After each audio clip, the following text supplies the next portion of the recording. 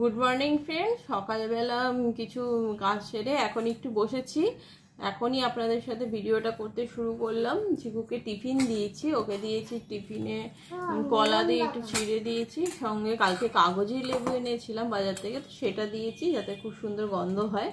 আর কালকে বেলও আনা হয়েছিল, তো এখন বেল খেয়ে নেবো। আর এই টিপটা পড়েছি হচ্ছে ঘরে বৃহস্পতিবারে পুজো হয়েছে, তো গণেশ ঠাকুরের সিঁদুরটা পড়েছি। এই যে চিকুও পরে নিয়েছে, আর চিকু সকাল থেকে উঠে ও একটা ড্রেস পরেছে। কি ড্রেস পরেছিস? মোহনবাগান। কই দেখি দেখি দে। এই যে ওই ড্রেসটা পরেছে মোহনবাগানের, সেই কারণে ও বলছে আমি এটা দেখাবো। যাই হোক, এখন হচ্ছে সকালে চা খেয়েছিলাম, বিস্কুট খেয়েছিলাম, আর কালকে মাছ রান্না ছিল, ভাজা ছিল, তো সেটা দিয়ে সকালে ঝোল করে নিয়েছি। তারপরে এখন হচ্ছে বেলপান্নাটা করে নেবো। বেলপান্নাটা করে আমি আর হাজব্যান্ড এটাই খাবো এখন, আর চিকু এই টিফিনটা খাবে। আর এই তারপরে আরও কিছু রান্না হবে, সেটা কি করব সেটা একটু ভাবতে হবে, কেন কালকে প্রচুর সবজি আনা হয়েছে, কোনটা করব সেটা একটা ভাববো। আর এখন বেলপান্নাটা করে নিই, তো করতে করতে আপনাদের সাথে কথা বলছি। লেবু দেওয়াতে কেমন লাগছে? ভালো। গন্ধটা কেমন? ভালো। জয় মা মোহনবাগান। ওই যে জয় মা। আর এই দেখুন বেলটা কিন্তু খুব সুন্দর বেরিয়েছে। তো বেলটা মানে বেল আনতে গেলে না খুব ভয় হয়। এর আগেও একবার এইখান থেকেই বেল এনেছিলাম, তো 3টে বেল এনেছিলাম সেই শিবরাত্রির সময়। 3টে বেলই খারাপ বেরিয়েছে, ছোট ছোট সাইজ ছিল, 3টেই খারাপ বেরিয়েছিল। কিন্তু আজকে বেলটা খুব সুন্দর বেরিয়েছে। আর বেলটা খোলার সময় আমি হাতাটা ইউজ করি, বেলটা ফাটাবার সময় দিয়ে যে সাইডগুলো দিয়ে যে ভেঙে ভেঙে যায়, তো চামচ দিয়ে কি করলে কি হয়, হাতগুলো ভীষণ কেটে কেটে যায়। সেই কারণে এটা দিলে হচ্ছে কি অনেকটা দূর থেকে করা যায় আর খুব সুবিধা হয়। দেখবেন আপনারাও ট্রাই করে, এটা আমার মনে হয় খুব সুবিধা হয়।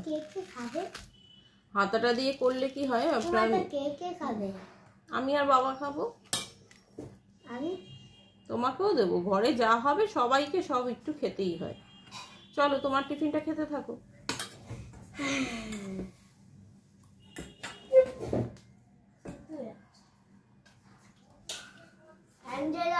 ফ্যানটা চালাস না।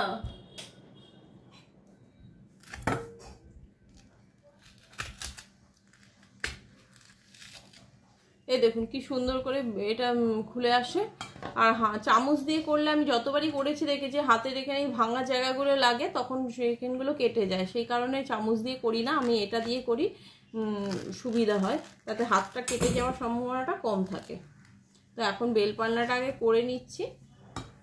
বেলপান্নাটা কিন্তু খুবই উপকারী জিনিস, তো এটা খাওয়া খুব ভালো। তো সকালেই খালি পেটে এটা খেতে হয়, তো এখন এটা করে নেবো। এটাই প্রায় আজকে টিফিনের মতো খাবো। অনেককে দেখেছি মাদের সময়, যে মাকেও দেখতাম অনেক সময়, যে অনেক সময় খই দিয়ে বেলপান্নাটা খেত, তো সেটা খেতে ভালোই লাগে, আমিও একবার খেয়েছি। আর আমার বাবা কিন্তু এই বেলপান্না খাওয়াতে খুবই পছন্দ করতো। মানে বেল যখন থেকে উঠবে আর যতদিন বাজারে থাকবে, বাবা সেই প্রথম থেকে শেষ অবধি প্রায় বেল আনতো। আর বেলপান্না করার সময় অবশ্যই ট্রাই করো এটা বড় কিছু দিয়ে, হাতা টাইপের জিনিস দিয়ে বের করতে, না হলে হাতটা কিন্তু অনেক সময় কেটে যাওয়ার সম্ভাবনাটা থাকে। আমার তো অনেকবার হয়েছে, তারপর থেকে আমি বড়টা দিয়েই করি, তাতে হাতটা কেটে যায় না। আর আমার ঠাকুমা মানে আমার মায়ের ঠাকুমাকেই আমরা ঠাকুমা বলে জানি, আমার ঠাকুমাকে কোনো দিন দেখিনি। ঠাকুমাকে তো সকালবেলা উঠেই বেলপান্না করতে বসতো। সে চোখে অল্প দেখে, কিন্তু বেলপান্নাটা সে নিজেই করতো।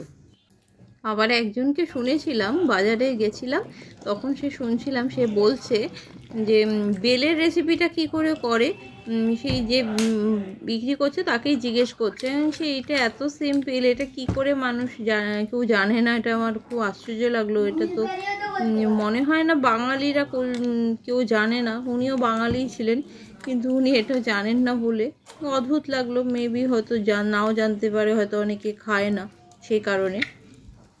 এটা তো খুবই সিম্পল করা। এটা একটু হাত দিয়ে জলের মধ্যে ঘষে নিতে হয়, তাহলে ভিতরে ছাবাটার থেকে মেন জিনিসটা বেরিয়ে আসে জলের মধ্যে, আর ছাবা যেগুলো বেরোয় সেগুলোকে তুলে ফেলে দিতে হয়। তো এটা খুবই সিম্পল, এইভাবেই করে নিই। আর খুব একটা ছাঁকি না, কারণ নেটের মধ্যেও অনেকে ছেঁকে নেয়, তো সেটা হলে কি মুখে কিছু পড়ে না, খাওয়ার সময় একদম প্লেন হয়ে যায় ওটা। তো আমরা ওটা ছাঁকি না, তো এই হাত দিয়েই করে নিই। এটা মোটামুটি রেডি হয়ে গেছে। সব ছাবাগুলো দেখো তুলে ফেলে দিচ্ছি, তারপর গ্লাসে ঢেলে নিয়ে দিয়ে দেবো। তো এটাই হচ্ছে প্রসেস, আর কিছু নেই। আজকে বেলপান্নাটা দিয়ে মোটামুটি টিফিন করে নেবো। আমি একটু খই খাবো।